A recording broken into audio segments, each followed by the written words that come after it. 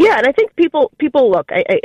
We have such failed leadership at the city and state level. People are sick of the radical left one-party rule that has created so much chaos in our city, that has increased the cost of living, that has increased the cost of your energy bills, that have made us less safe, and they're desperate for leadership. And thankfully, with President Trump there, I've been able to work with him, again, on the congestion pricing, on the sanctuary city policy, on deporting these dangerous people. But, I think New Yorkers think that we can do a lot more than we can from the federal level, right? We're trying to do the best to solve problems that were created at the state and local level from where we are. And it's not easy, right? And there's a lot of legal issues there. And so we've sued. We've sued on a number of fronts. And by the way, last week we had a major victory.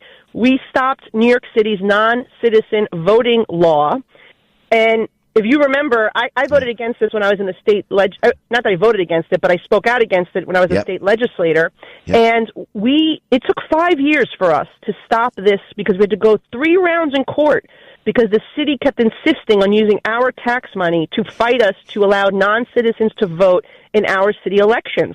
But we won in the Supreme Court, in the Court of Appeals, which is in the appellate court, and then last week, the final court, the highest court in New York, the Court of Appeals. And so non-citizen voting is dead in New York City. And I called President Trump last week to tell him as soon as we won in court, and he was very happy, and he couldn't believe that the Democrats went through all that trouble to try to get non-citizens to vote. But this was a lawsuit he was watching very closely and was very thrilled with our victory.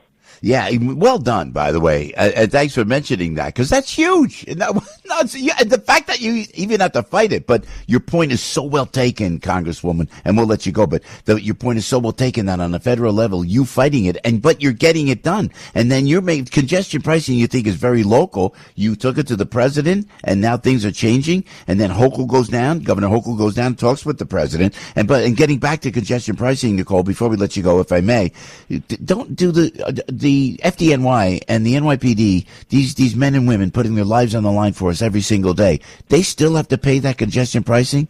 The governor didn't say, well,